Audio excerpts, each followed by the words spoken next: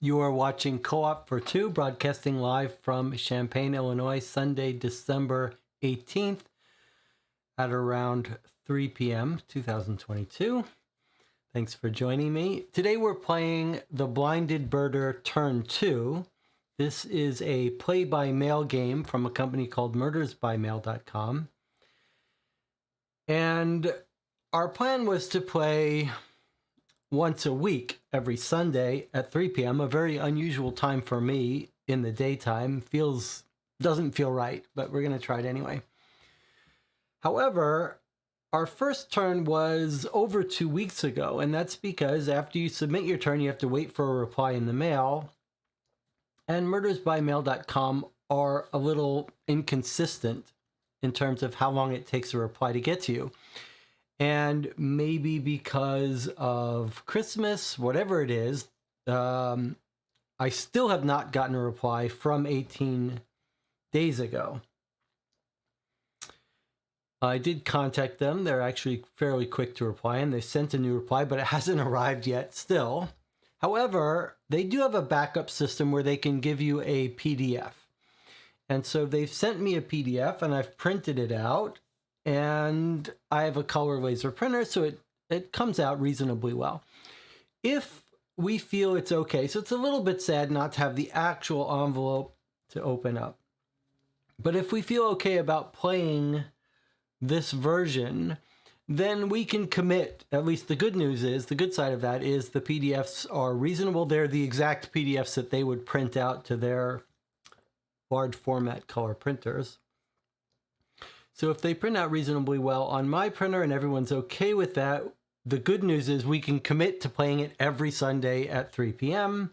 And if we get a reply in the physical mail, we'll play with that copy. Otherwise, I'll just print it out and play with it. Okay, and because it's been 18 days, I think what we'll do is we'll do a long recap of the case. We'll go over the introduction stuff again. So this will be a unusually long episode of this game because we'll spend some time recapping before we read today's reply. Anything else to catch up on from the chat? So you know I'm experimenting with a new Stream Deck here of keys, so it's a bigger set. It may take me a little while to get around to this. I see the chat is working, everything's okay. The usual suspects are here in the channel, the usual squad, plus a couple new people.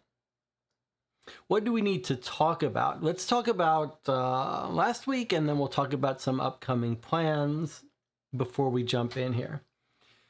The last game we played live on the channel about a week ago was the Sherlock Holmes Consulting Detective fan-made case called The Anniversary, which we played, took about 8 hours. And I was thinking a little bit more about it since then. It was, I think, maybe one of my favorite Sherlock Holmes Consulting Detective cases. I know not everyone who played feels that way. I think we all liked it. We all appreciated and enjoyed it. But I think the longer it sits with me, the more of an enjoyable experience I think it was. In addition to the case itself, I was thinking about how special it was to play this case. Maybe I should have said this more when we played it, but we actually played a case that we were one of the first people on the planet to actually encounter and play that case, because it hadn't been released yet. It had just been play tested locally among the writers group. So it was quite a special experience. Greg and I filmed some videos as well. We did a playthrough and review of Wrath of the Lich King, which is a Warhammer Pandemic system, surprisingly good.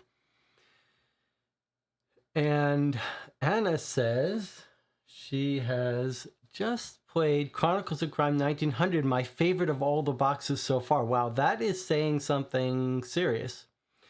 So Chronicles of Crime kickstarted a Millennium series. I'm a huge fan of Chronicles of Crime, and they kickstarted a 3-box series. There's 1400, 1900, and then 2400. So distant past, recent past, and future. And Anna says 1900 was her favorite box.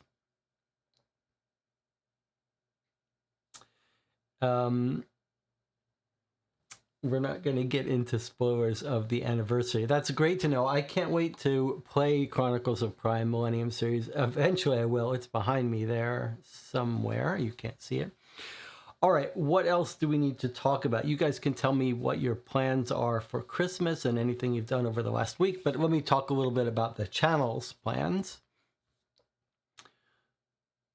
Between Christmas and New Year's, December 26th to December 31st, we're going to do a marathon playthrough of the Queen's Park Affair, which is right there, that green box from 1984.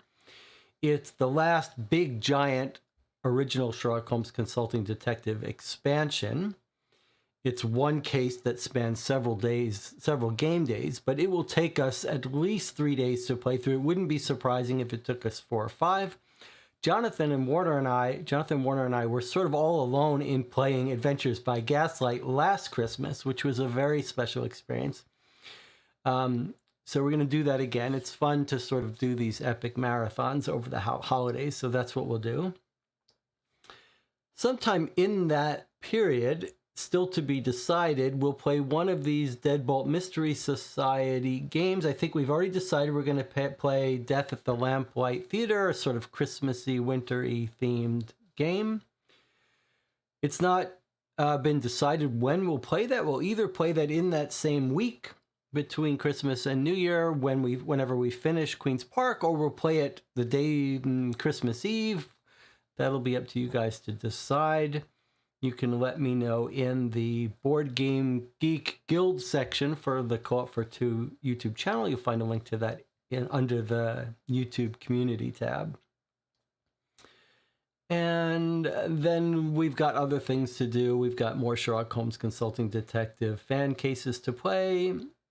There'll be something, we can play something between now and Christmas, but you guys let me know what you'd like to play. What else do we need to talk about? I guess that's it for me until we get to the recap. Anyone else up to anything interesting? See any good movies? Any plans? All right, I'm not gonna. If you think of anything, you've had your chance. You can figure out what you want to say later. All right, let's do our recap before we get into the latest reply.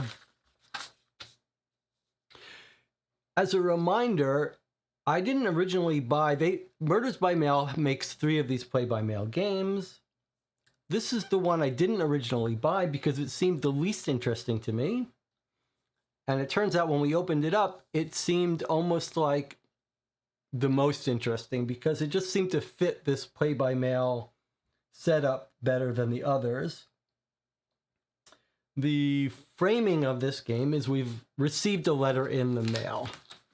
And the letter in the mail came from this woman here, Cecily. See if I just zoom out a little bit. Okay, so the letter comes from Cecily Miller, who's a friend of ours. Here's the envelope it comes in. And she describes a death in her town. She's writing to us. That's the framing of it. May 5th, 1955.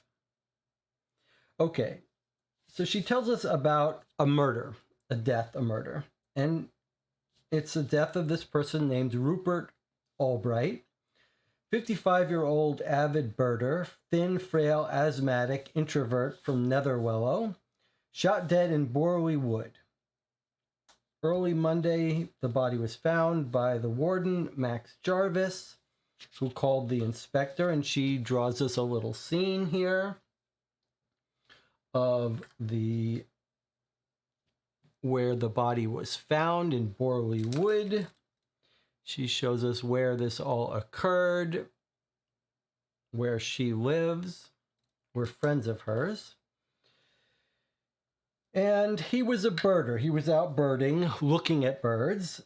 And the inspector has declared it to be a hunting accident. And he tells us, well, she confronts him. She sees him walking to the post office out her front window. So she rushes off to meet him, intercept him, and ask him about details of the case. And he says, well, he's wrapped it up. This area where he was looking at birds is a known sort of illegal deer hunting place. And it isn't the first time someone's been shot by a hunter in a hunting accident. And she says, well, are you sure that's what happened? Because let me just point out, she says, if the birder is looking at birds, when they did the autopsy, they found he was shot right through his binoculars. And she says, well, if he's up looking at birds and a hunter shoots him accidentally, he's not going to shoot him through his binoculars. The only way he'd get shot through his binoculars is if he was looking at the person who shot him. And the inspector says, don't be such a busybody. It's all wrapped up. Just leave it alone. But she's decided she's not going to leave it alone. That's why she's written to us, and she said she needs our help, and we're going to sort of guide her and her fellow detective club. Is that how she describes it?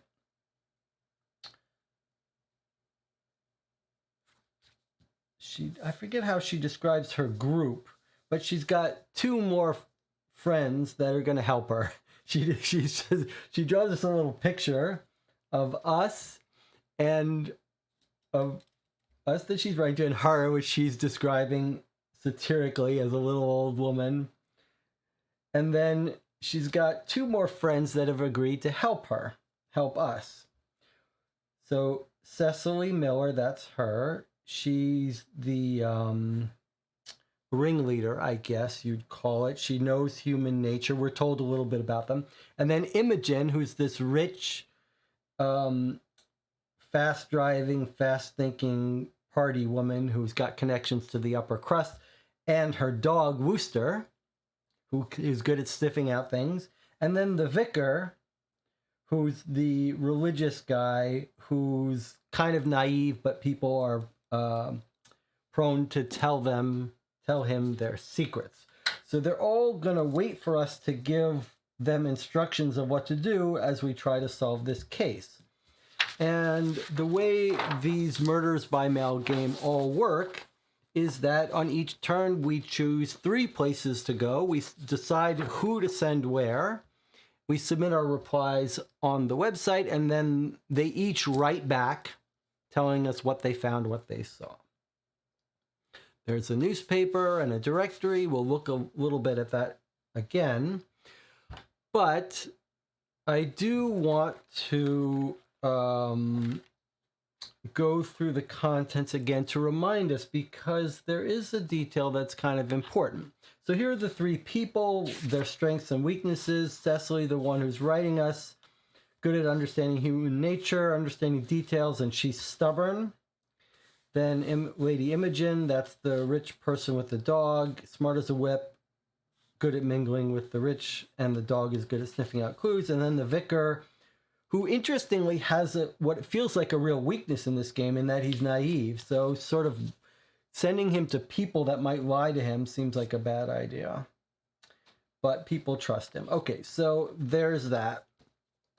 Now, the one thing I thought it pays to look at are the rules for this game. Not the rules so much as this one statement, because we've played 2 of these so far. And I reviewed them, by the way. I did a spoiler-free review. And they all say this: always remember the killer is actively trying to thwart your investigation. Your choices can affect outcomes for characters surrounding the case with legal, romantic, or even mortal consequences. Okay, so we found this in our first 2 playthroughs to be completely untrue. Nothing we did had any effect on anything. And it was clear from the previous 2 games that there was we didn't have to be concerned about sending anyone anywhere, and it wasn't going to affect anything. But it may be that this is the one case where, this may be the first case, I'm not sure, but this may be the one case where those things are true. So we do have to consider that we could be putting people in danger, the bad guy could get away, etc. All right, so we'll talk about where we sent people first.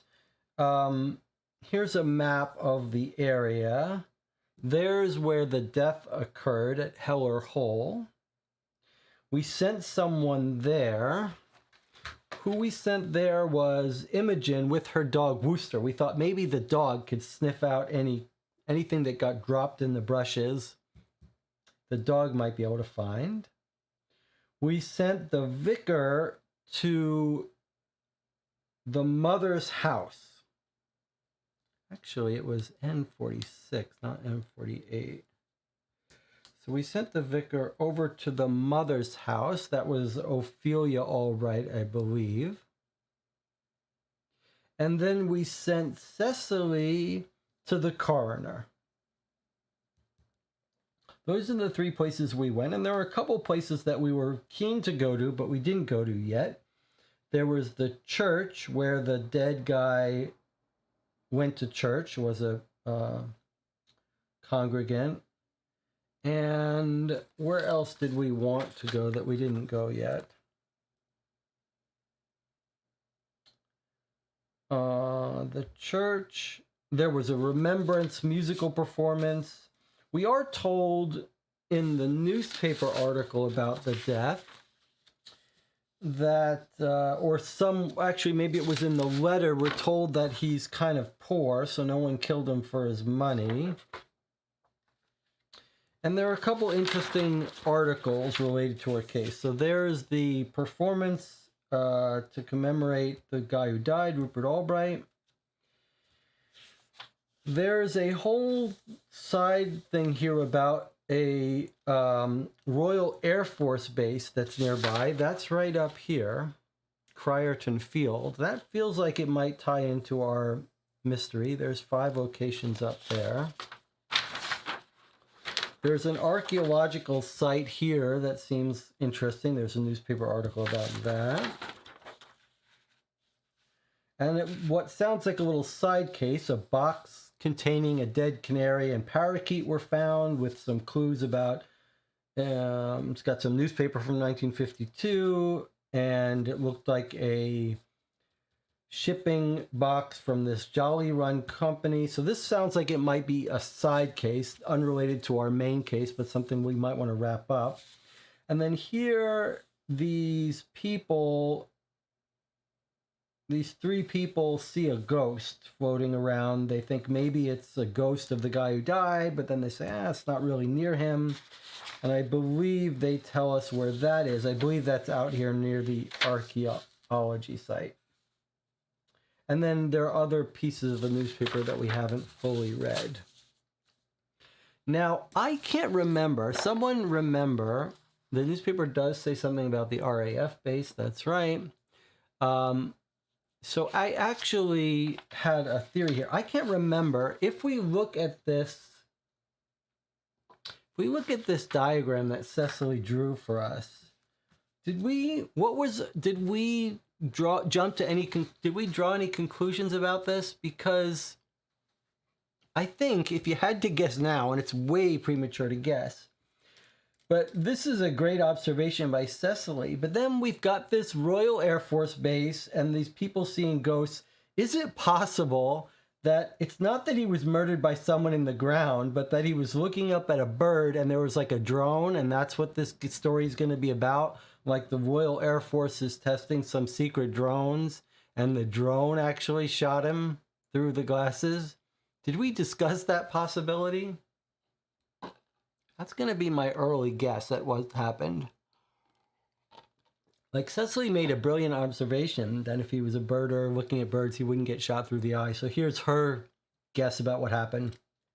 But I really wonder if he wasn't looking up and a drone, well, experimental drones in the 50s. Yes, it's not a drone you can order from Amazon.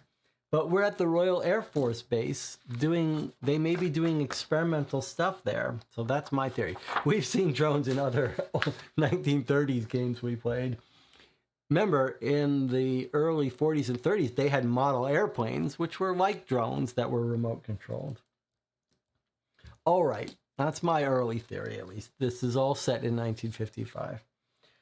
All right, and we've got this beautiful map of Bockerley and Netherwellow. There's churches.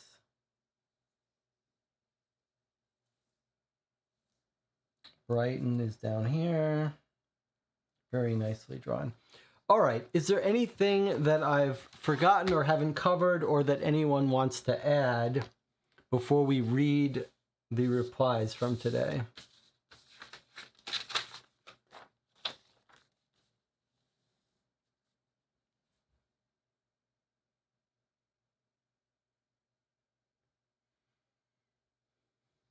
If you look at the back of the envelope, always shows you where you sent people.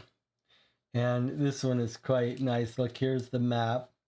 And she's drawn in, like when she draws herself where she went, she draws, each one has its own little stick figure. There's the vicar that went to Albright's mother. Imogen went to the scene of the crime. Cecily went to the coroner's office. One thing. Okay, so the other thing I wanted to show you is I did, since it's been 2 weeks, take the time to write up some notes for us.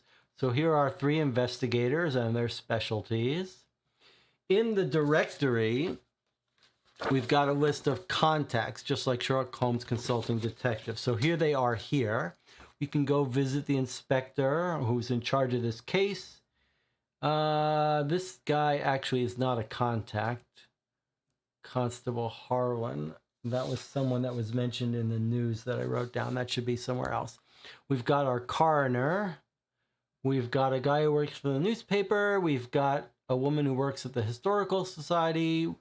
The context also suggests that we could go to, let's see. We can also go to the library stacks, and we can go to the records office. And then, not listed in our set of contacts, but conspicuously listed at the back, is the publisher of this very directory has an address you could go to. All right, and then I just wrote down some people of interest. There's the guy who was killed, his mother. A couple people mentioned in the newspaper. Jarvis was the warden of these woods that found him. Our guy mentions a Dr. Thumpridge in the newspaper. And then in the newspaper, we're told who found the box and then who saw the ghost. These are just two different stories. And then I've written down some places of interest, three of which we've already been to, that we're getting a reply on. We've got the scene of the crime, the church where they went, the church from the newspaper holding a remembrance concert, the Air Force Base, the cemetery where the dog walkers saw the ghost, the old squire, which is near where one of the dog walkers thought maybe the ghost came from there. Then the personals tells us where Jolly Run Freight Yard is. And then again, the found box person mentions that you can see Robony Castle from where the box was. That's somewhere on our map we could look at. Okay, and then just a little bit of note here at the end about the box that was found. Okay, so we've got our notes here that we can update as we play. Probably overkill, but there you have it. All right, so there's our recap. Finally, we can get to the new replies. So let's read our new replies unless there's anything else. Okay, here's our reply from the vicar who we decided to send to the mother. Remember, we always go to the scene, we go to the scene of the crime, but also the house of the person who was killed to sort of get any evidence before anyone can clean it up. And we sort of sent the vicar because he's sort of we think he might be able to comfort the woman and the mother, and he can do little harm here because she's not going to be hiding stuff, we don't think. All right, let's see what we got here. Vicar's report, the pall of grief. Ophelia Albright lives in a modest cottage in Netherwellow. It's small but well tended, reminding me much of Cecily Miller's abode. There's something about elderly women that gives one tremendous confidence. I so admire how they carry on and keep the world orderly. See if I can get this a little easier to read. Keep the world orderly even when it is not. I walked up and pulled the bell. A moment later the door opened. Miss Albright wore a black shawl over a black dress. Her face was gray and haggard. Mrs. Albright, I'm Vicar Dilbertston. I called last evening? Yes, she said. Please come in. I handed her the casserole Cecily had baked for her, which surprised her so much that I wondered if anyone else had helped her in this terrible time. She made a pot of tea. I told her we hoped to find out what happened to her son. Oh, that's so kind of you. She inhaled sharply, then broke down. I waited patiently until she'd collected herself enough to continue. My Rupert is fresh in his grave, and the police behave as if that settles it. It does not. I settled into my usual noises of sympathy. It's something that one masters as a holy man, and I took my responsibility seriously.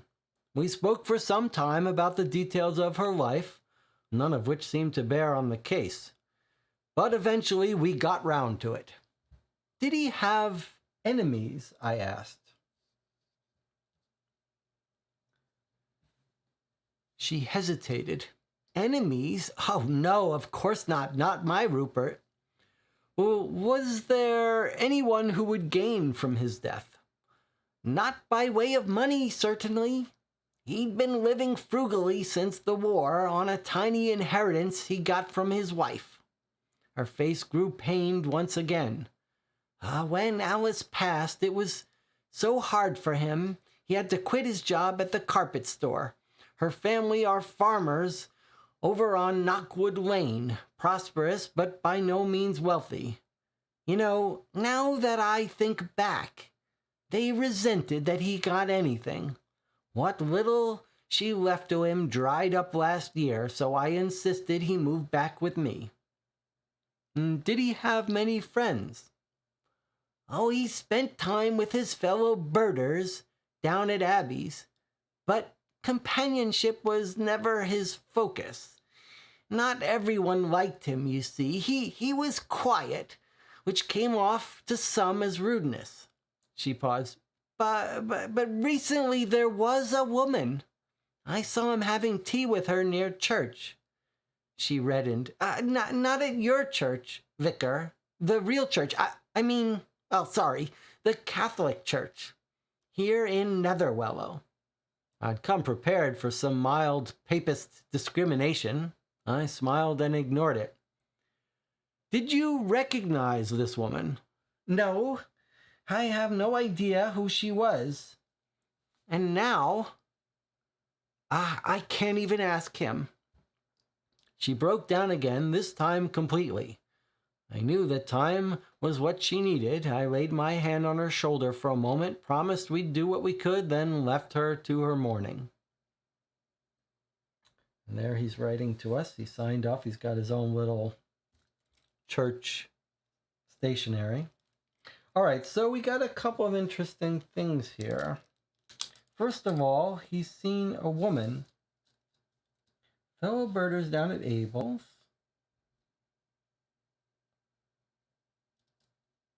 And then, let's see, he's got a wife, Alice, and his family. Her family are all farmers. Okay, over in Knockwood Lane. They didn't like him. And then recently there was a woman having tea with her near the church. Not your church, Vicar, the real church. Okay, the Catholic Church here in Netherwell. Okay, having tea with her near the church. So maybe if we find a tea shop near the church, they'll recognize her. But we don't know anything about her, but whatever he was doing recently is of interest to us. Enemies, no. The wife died. We don't know how the wife died. But, and we do know he quit his job at the carpet store. So we might want to try to find that carpet store.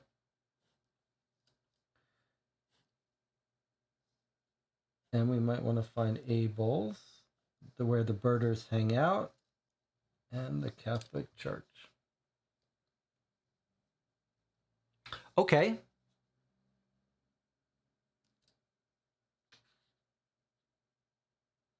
A bunch of useful stuff to follow up on. Nothing jumps out as being time sensitive, although I guess if we're role playing it, you'd want to talk to witnesses before their memory fades. All right, let's see what what Cecily learned at the coroner's. There's Cecily, our dear friend. All right, let's see what she writes in cursive. Dearest Jessie. Oh, so we told her our name, and she's actually referring to us by name now.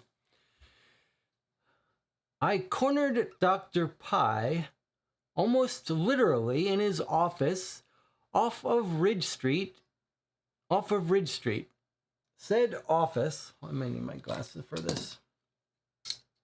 Said office is small and with only a single exit.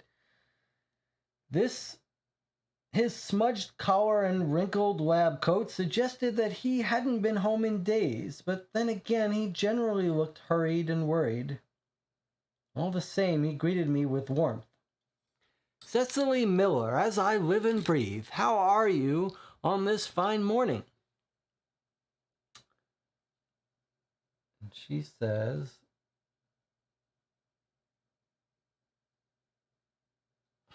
what is that word there? When the morning is fine, when the morning is fine, I am the same. Ha! Hurrah! But how then can I improve your condition? We doctors are obligated by oath to pursue that sort of thinking. It's a little hard to read these cursive. I wouldn't mind if she typed her next letter to me. He says, we doctors are obligated to pursue that sort of thinking. And she says, and we non-doctors appreciate it. At least I do. I'm here about Rupert Albright. His cheerfulness subsided momentarily behind a sigh.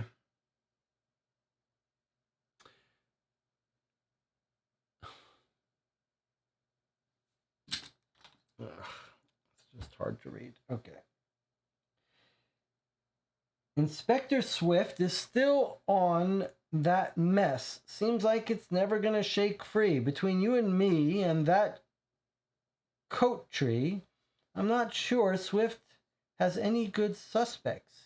He had his eye on a fellow named Grossler, a man familiar to the local constabulary. But the fact Swift hasn't made an arrest tells you how that's going. Meanwhile, they've put Albright in the St. Egwene's cemetery. His modest headstone is next to his dead wife's, I'm told. So you see, my part of it is done and buried, if you'll pardon the black humor. I don't mind, I assured him. You performed an autopsy beforehand? Oh yes, it was as the paper said. A bullet broke the lens of his field glasses and carried on into his brain. Killed him instantly. If it was an intentional shot, it was a good one. No exit wound, and I found the slug in his cerebral matter. It was rather like fishing a lead penny out of a bowl of scrambled eggs. Did the bullet tell you anything about the gun that was used? He seesawed his hands up and down. Small caliber, low powered, could have been a pistol or a rifle. If I had to guess, I'd say pistol, as a lot of them use smaller cartridges with low velocity. There is some tiny chance that a shell casing would have been left behind in the areas adjacent to the crime scene. Finding that would tell us more, but if Swift uncovered anything like that, he didn't tell me about it. He shrugged. I wish I could share some clear and surprising clue, but I can't. He had nothing on him besides his clothes and field glasses. Well, that's a shame. We had really hoped that he was going to have something on his body that the coroner would have been able to give us some note or something. So we only got 2 pieces of information here. We got told that the police did have some suspicions of a person named Grossler, or whatever that word says, man familiar to the local constabulary, but we're not told anything more about that. And then we're told that it's a small caliber bullet, small caliber, low powered, pistol or rifle. And then he says maybe you can find a cartridge nearby that would tell us more. Not a cartridge, a shell casing left behind. Okay. So that's Cecily. And if Cecily wants to write back to us, use a typewriter, I'd love it next time. Jonathan says, do we think it's odd that he did not have any little bird sighting journal on him? That is interesting. And the murderer was a good shot. It is an interesting point. It will be important to see how far away he was shot if we find the shell casing. Jonathan, you think he should have had a journal, huh? It's an open question whether someone got to the body beforehand. And don't forget, it could always be that the inspector took something from the body before the coroner got a hold of it. Okay, well, let's see how Wooster does looking at the scene of the crime, if little dog Wooster can find anything for us.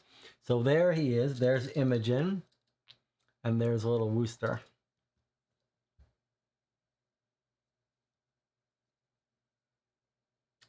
Dear Jessie, Heller Hole is poorly named.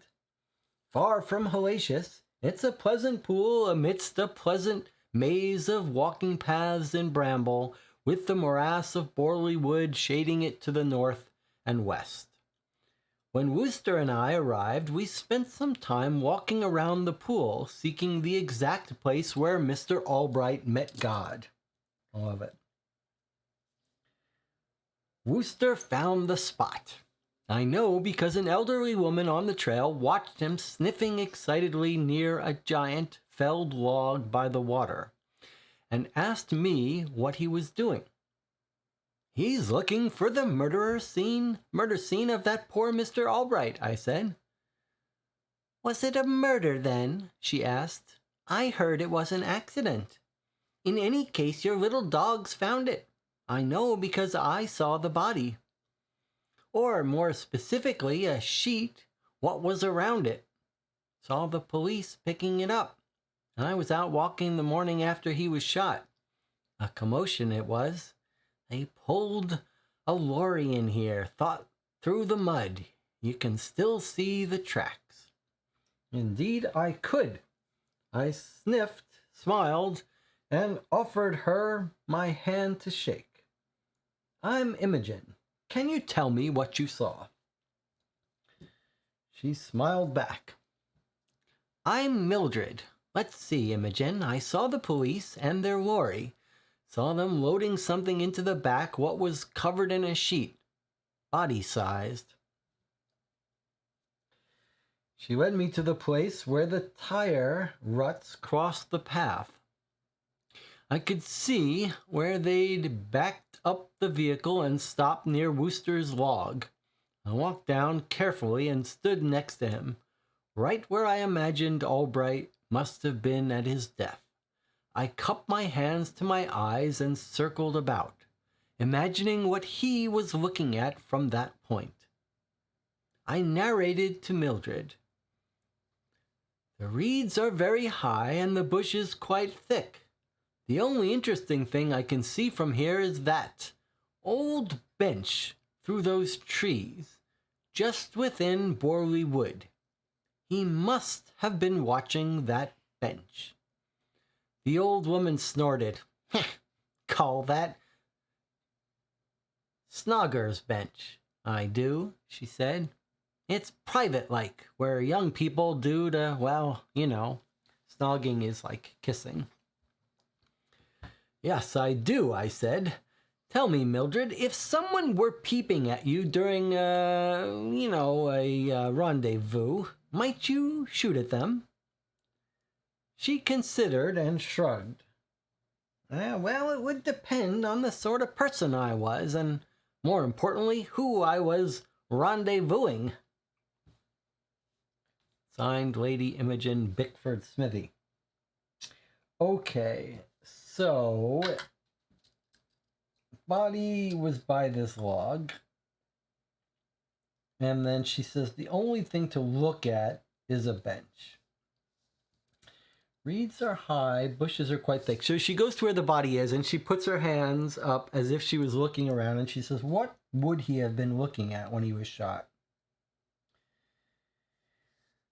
Snogger's bench. She says, that's the only thing you really could be looking at. I don't know. I mean, if he's looking at a bird, he would be looking up. So, but I guess if he's looking down, the bench is the only thing that jumps out. All right.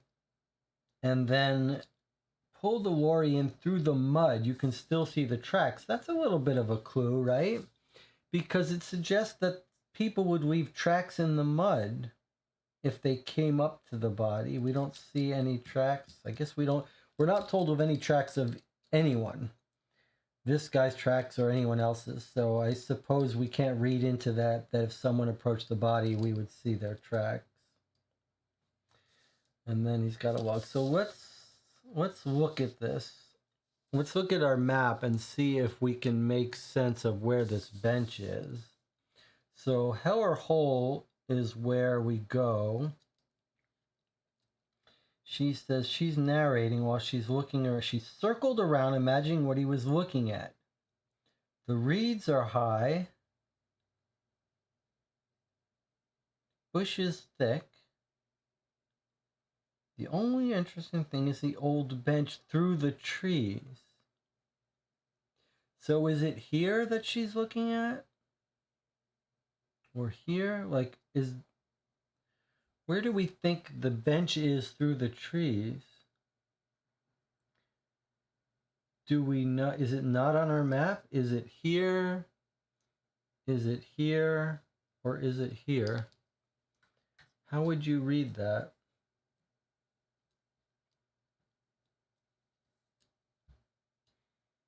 How would you read the bench?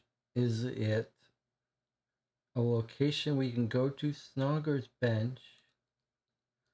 Through those trees just within Borley Wood. Just within Borley Wood. So it's right here. It's at C6. Yeah. Okay, good. That's what Debbie says. C6. Okay, so just within Borley Wood.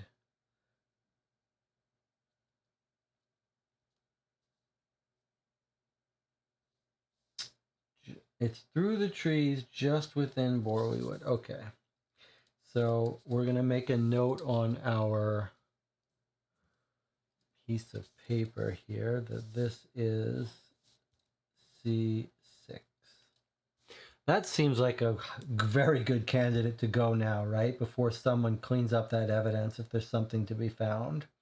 And it makes sense that we would send Imogen there, right? With Wooster. Like, she's there, we should send her there, don't you think? So that's like, that seems like a no-brainer that we should send Imogen to follow that up. In fact, maybe she can take Mildred with her, in case Mildred remembers anything else. All right, so I think we've now got to decide the 3 places we're going to go. I think it seems fairly straightforward that we would want to send Imogen and Wooster up to C6. I kind of like Imogen. She's got some style to her. All right, so if we look at our thing here, I think we send Imogen to C6, which is Borley Wood. The Borley Wood Snogger's bench. Okay, and this is 12, 18. All right, so then we've got Cecily and the vicar to go to. Any thoughts about where you want to send them?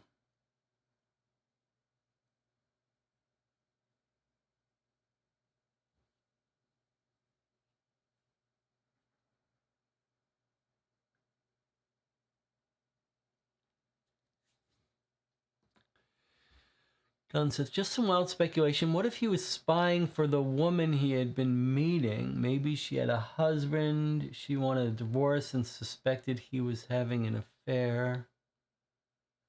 And Tina says, send Vicar to the Catholic Church, send Cecily to the Birders. Nicholas says, could be good to go see Max Jarvis, who found the body. Let me go find that, because that was something that we didn't write down on our original pass-through of this case. And I want to look at that for a second. So in the newspaper article, we say, we found Mr. Albright's body at the edge of Borley Wood by noon. Constable Harlan and I had concluded a thorough investigation. So, Constable Harlan. Okay, so that's another police officer, Harlan, who was there at the scene of the crime, that we might be able to find. And then where is the mention of the warden? I guess that was probably in the first letter. Let me see that.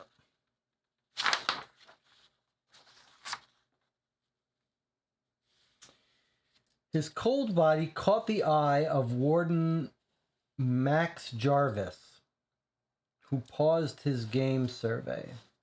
So that's Max Jarvis. I don't think we even picked up on that on our first read through. Let's look up where he lives at least, so we can go find him if we want to. Max Jarvis is C77. Okay, so there's the person who discovered the body. the warden of this area.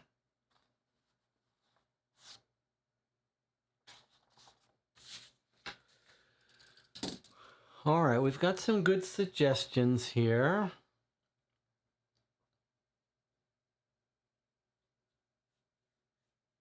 Going to the bench seems like a not logical next fence. Yeah, we already agreed on that one. We're already sending Imogen to the bench with Wooster. Okay, where the birder met that woman near the church, is there some place where they could sit? Yes, let's go find the Catholic Church and see if there's a tea house nearby. Then at least it's good to get these locations. Catholic Church is N6, so let's take a look. Where is N6?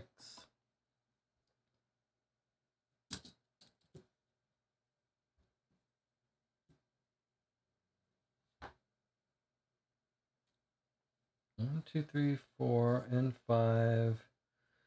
So there's St. Egwin's is the Catholic Church. Where does this vicar work?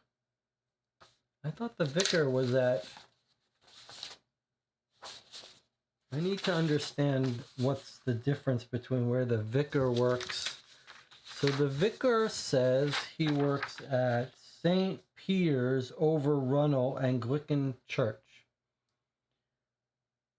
Okay, so he works at St. Peter's. So St. Egwine is where he was a parishioner. Okay, so we know we wanted to go there anyway, because that's where the two of them, the mother and the son, worship. And then she says she saw them having tea nearby. So we probably want to go to that church anyway, but let's see if there's a place where they might be going that's nearby. Restaurants? No, none really near there. I guess the 40s are near there and the 50s. So there's a tea shop, N49. So there's a tea shop right here. There's the tea shop, which is listed under restaurants.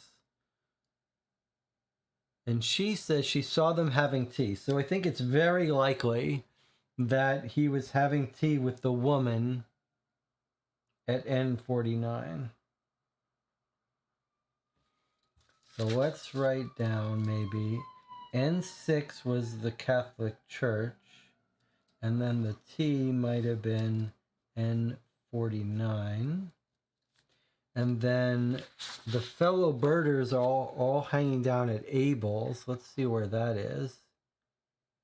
Abel's Fishing and Birding Tours is B84. So let's just write that down on our thing here. B84. And then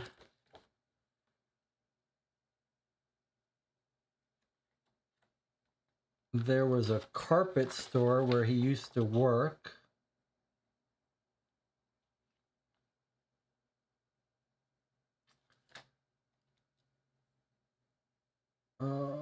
Let's see.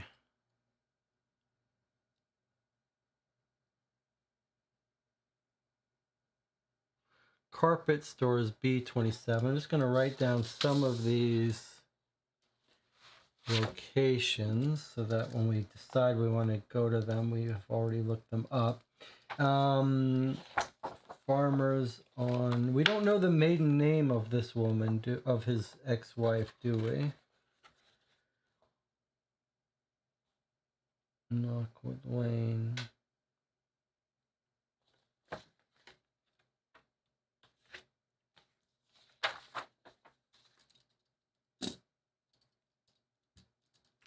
Let me see what if the chat has figured out where they want to go. So there's the birders, there was the concert. And Tina says, our vicar is Protestant. His church is near Cecily's house. Okay. Tea shop seems like a good bet. Makes sense to visit locations across from Borley Woods sooner rather than later. We know where her family lives. Yes, we know the family lives on Knockwood Lane, so we could try to see if there's like only one house on Knockwood Lane where the family, his ex-wife's or his his dead wife's family is, but that seems not time sensitive. What clues do we have? What places are time sensitive for us? Obviously the bench, we're going there right now. So that's already settled. What else is time sensitive? Maybe any witnesses about the woman. There's the Anglican Church, by the way, where our vicar works.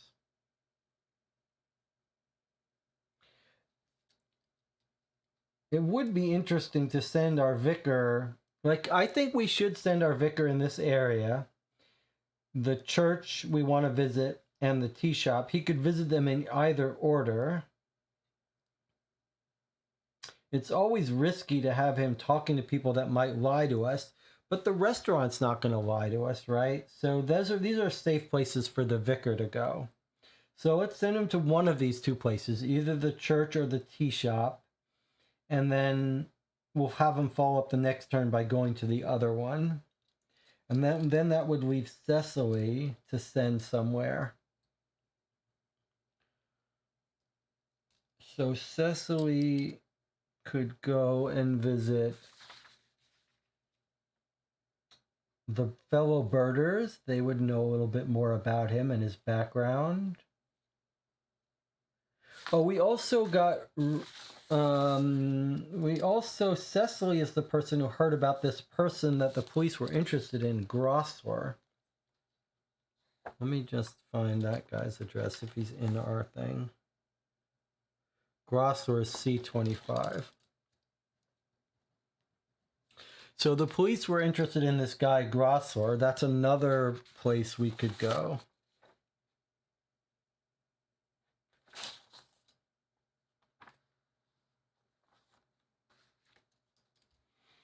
All right. Debbie says, my suggestion is Vicar to the tea shop, Cecily to Max Jarvis, or maybe the birders. Did we find where Max Jarvis...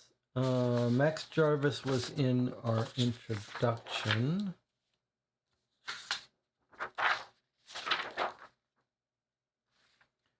C77, the warden. All right, let's decide where Vicar is going to go first. We have the informants, yeah, but we might as well wait on the informants while we've got such good stuff to go to. Okay, so Vicar, tea shop or church? Probably the tea shop, right? While that lead is still hot before people forget. All right, so he's heard about the tea. It's also thematic. He's had this conversation with the mother. She's mentioned the woman at the tea shop, so we're going to send him. All right, so we're going to the tea shop with the vicar. He's following up. Okay, so that is N49. Tea shop. Let's get a lead on this woman. All right, and then Cecily. Cecily, who's good at reading people and psychology. Right? That's her specialty. What's her specialty? Where's my thing here? Understands human natures and details, and she's stubborn.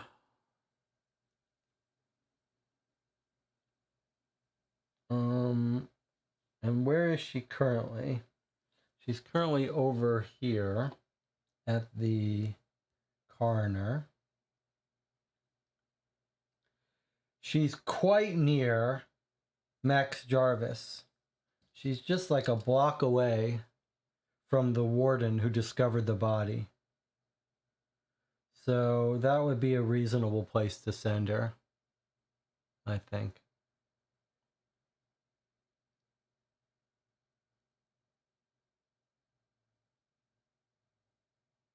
What do you think about that?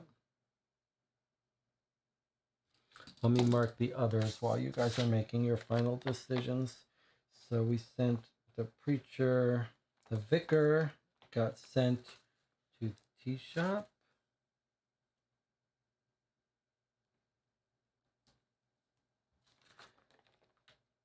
And Imogen went to look at Snogger's bench. And then I think we're going to have Cecily talk to the guy who found the body, Max Jarvis, C77. Hearing no objection, that's what I'm going to do. Okay. C77, Max Jarvis. How can that be C77? C is center area here. Goes all the way across. Okay, I like it. Any other time-sensitive place that I'm forgetting?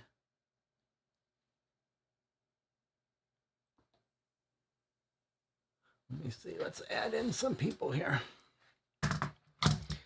Okay, so we got Max Jarvis. He was C77. And we heard about some new people.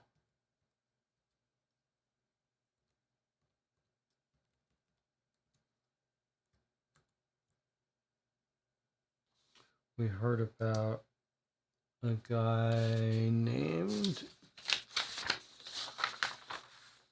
Grosser, who is a police suspect. We've heard about the mystery tea woman.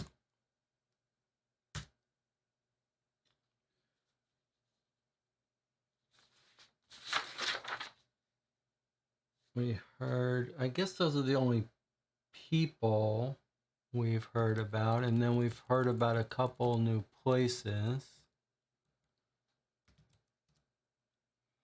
We heard about the tea shop where he met woman, and we heard about Abel's hunting birder club, and we heard about the Catholic Church. I guess the Catholic Church we already knew about. That's St.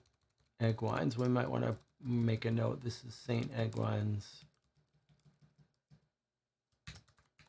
Catholic Church. Any other new places? Okay, Carpet Store, which was Rupert's old job, and we heard about the dead Albright's dead wife's relatives on, where did they live?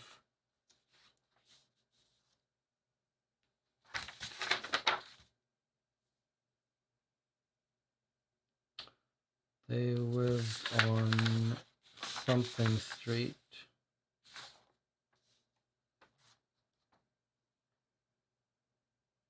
Knockwood Lane.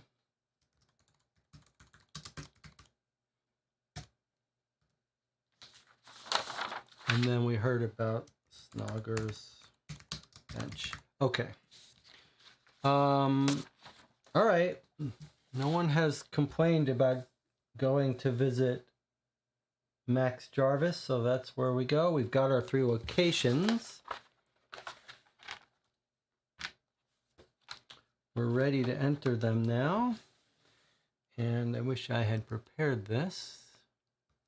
I haven't, so that's okay. Let me just bring this over here. Open up here.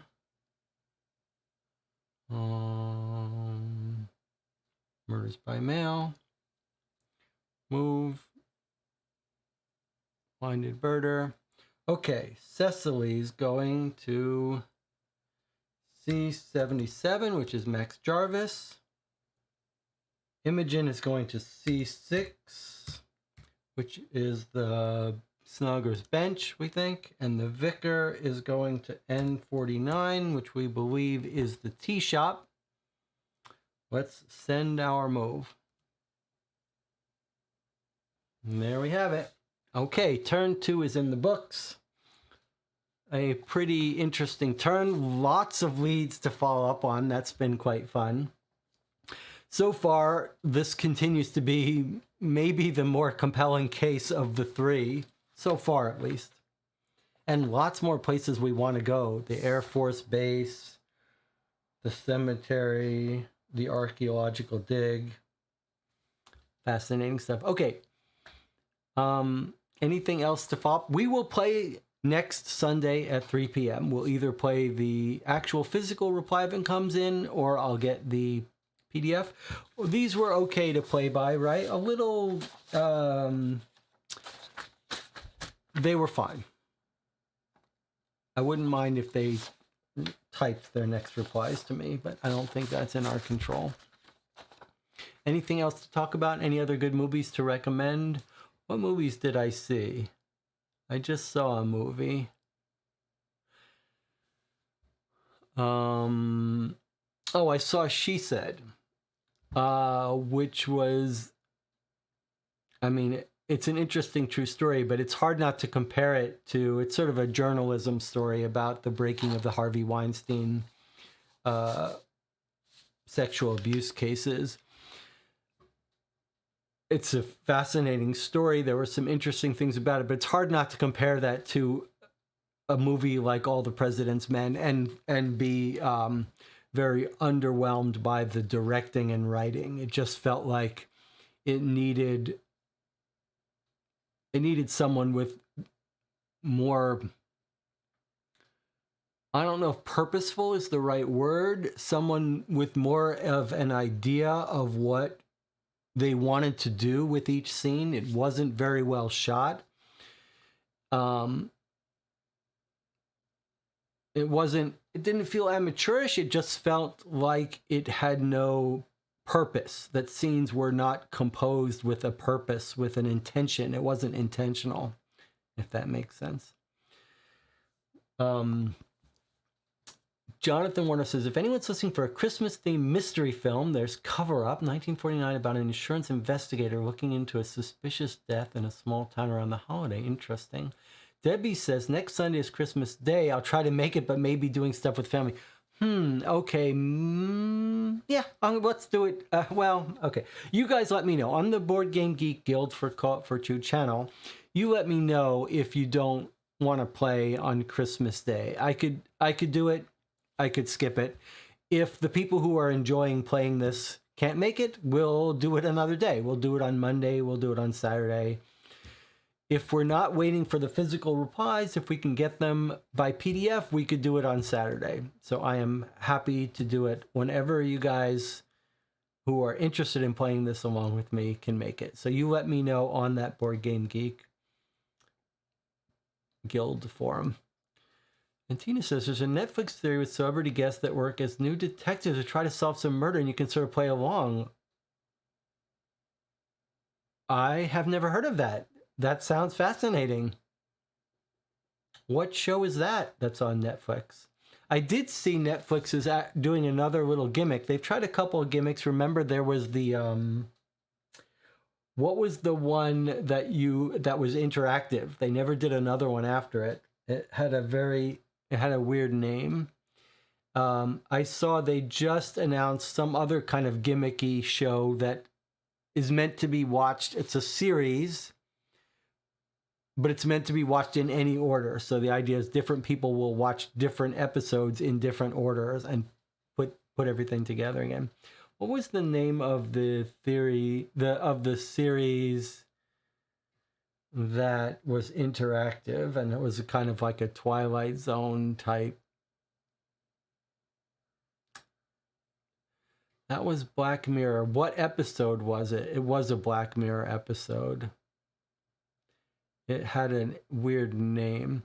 And Antina says Murderville is the name of the Netflix series with the celebrity guests. John says, I remember there's a Korean show where celebrities were playing detectives, had to solve little puzzles and challenges. Not really a deep mystery, but sort of fun. That's interesting. There is a Korean show called Genius, which is very board game related. It's sort of social deduction, social gaming. episodes where they get a bunch of people and they have each game, each week, each episode is a game that they play and have to figure out how to manipulate each other. It's very good. And it's yet another of these shows where you look and you say, America's doomed. We cannot compete with these other countries. Debbie says, I don't watch much, but I recently played a detective video game called Contradiction Spot the Liar, set in a country village a bit like this one, but in modern times. Interesting. Never heard of it. Jonathan says, Busted was the show I'm thinking of.